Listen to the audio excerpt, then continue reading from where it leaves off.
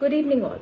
It's an honor to be a part of this mega event, and I've been elated ever since the process of selection. I've shared this news with my family, friends, and all have congratulated me. But there was a similar accompanying question with all. What are SDGs basically about? At a level of personal consensus, 8 out of 10 people to whom I shared the news with did not have an idea about the existence of SDGs, and the rest too had a vague idea of it being something confined for the government, for the aristocratic, and for the elite. Let's imagine the similar scenario at a larger scale, our motherland being home to 1/6 of the world's population. With that, I want to emphasize on the importance of first, inclusivity. Inclusivity requires two parts: awareness and reciprocal and responsible community participation. Second is important about the pan-resource utilization. For it, we take an example from the world's best, Sweden and Nordic countries, the best performing countries.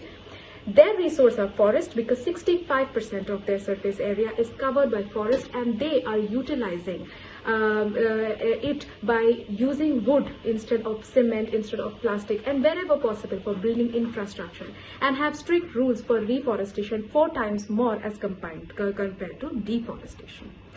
If that way we see our India, our resource is the human resource, because we are the most populous country in the world right now, and more than 65% of India's population is below 35 years, which is a phenomenal human resource. The third factor I want to emphasize on is integration. Again, taking cue from the Asia's best performing, that is Bangladesh, which is more relatable because we share similar socio-geopolitical background. They have done a phenomenal work in unification of all the strata, right from the government to the locals, in implementation of SDGs, and hence have succeeded. There is another common factor between the two best countries, and that they are small countries. So based on that, I want to propose 8 ideas for progress of SDGs. The first one being low and nimble economies. That is, instead of using 28 states and 8 UTs, we can use it as 707 districts. Instead of 17 SDGs, we can give 169 targets. Smaller the units, better the proficiency. We can appoint people like Anganwadi's workers right now. We can appoint people which will provide employment, and we'll have healthy competitions amongst them, which would increase and cause a positive growth. The second part I want to propose is solar paneled vehicles. We have vegetable vendors, fruit vendors, street vendors. They are sitting in sun all day long. Why not harness the energy by using solar panels, which they can use as electricity at their homes when they go home, they back at night. The third one would be drone plant seeding.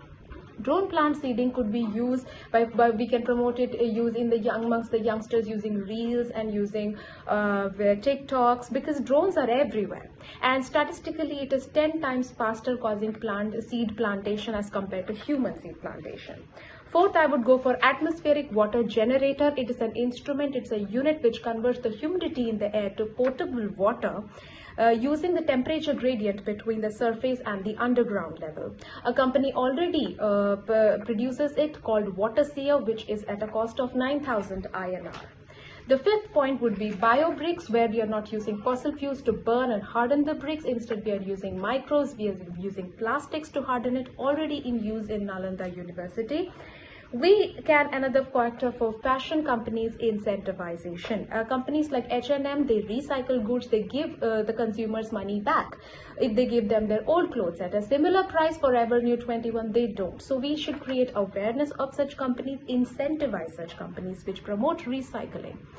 And this would be for responsible consumerism. Then we have STEM subjects education, because this is the future. This is helping in integration of subjects, real-time teaching, which is what is needed in the coming future. So this will be very much useful for quality education. And then we have a robotic and 3D print jellyfish, which we can use instead of sending manned missions into the oceans, into the sea bodies, to research, to treat, to study. So instead of, we can keep the oceans, the seas untouched and send these 3D models instead.